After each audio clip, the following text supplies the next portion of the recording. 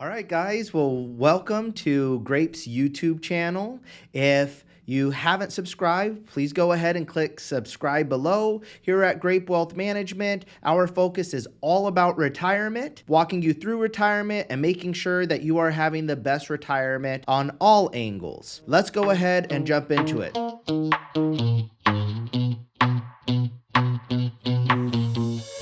This past week has been, again, another pretty good week, which we've been waiting for a while this year. When we look at some of the numbers, so the S&P 500 came back at 4.3% higher this past week, which is a great week overall. When we look at the Dow Jones came back this week positive another 3%. So again, really good week for the Dow Jones Industrial Average. Last but certainly not least is the NASDAQ. So technology certainly outperformed the rest of the indices at positive 4.7%. Overall, again, not a bad week. When we look at this year as a whole, the Dow Jones Industrial Average is still down about 9.6%. The S&P 500 is still down year to date about 13.3%, and the NASDAQ is also still down year to date about 20%. So again, guys, we are not out of the weeds as of yet,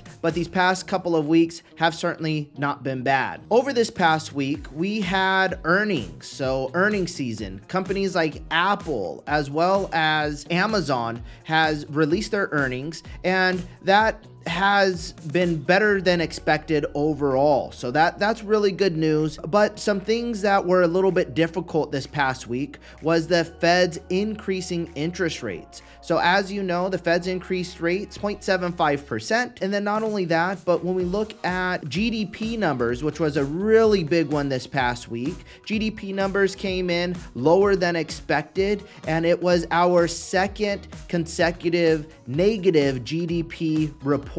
So when we look at GDP numbers, this past report came in at negative 0.9%.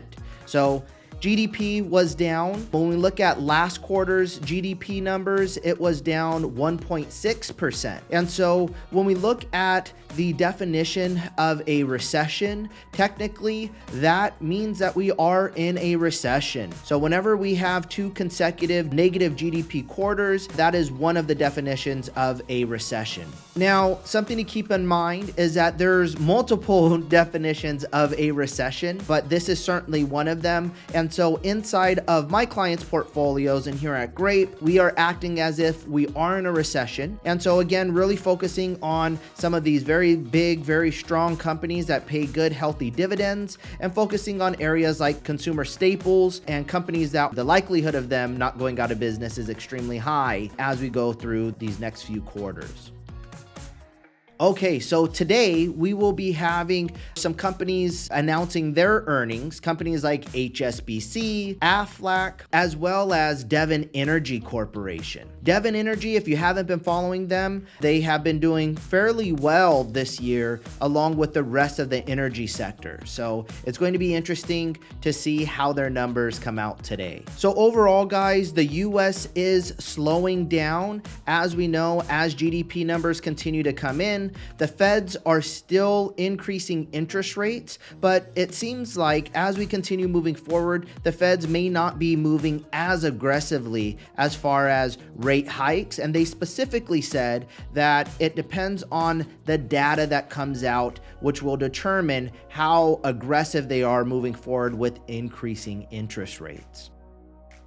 So some things to watch for the rest of this week. This Tuesday, we are going to have rental vacancy rates announced. So tomorrow. So last report came in at 5.8% vacancy rate. This is a great indicator as we're moving forward and as inflation continues to impact the economy and some of these large corporations doing massive layoffs, such as Ford announced that they're going to be laying off about 8,000 people.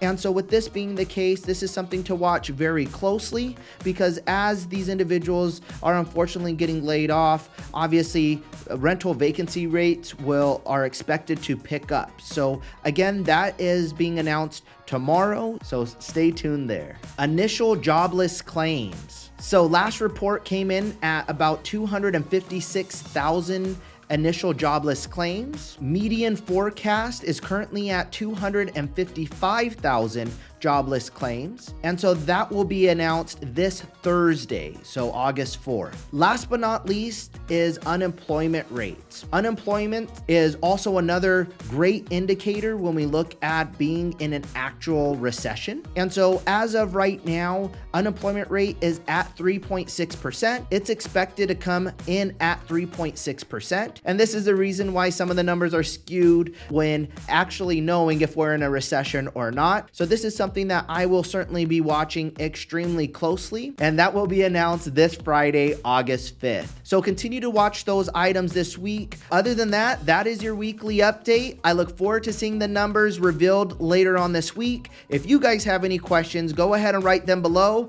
And until then, cheers to retirement.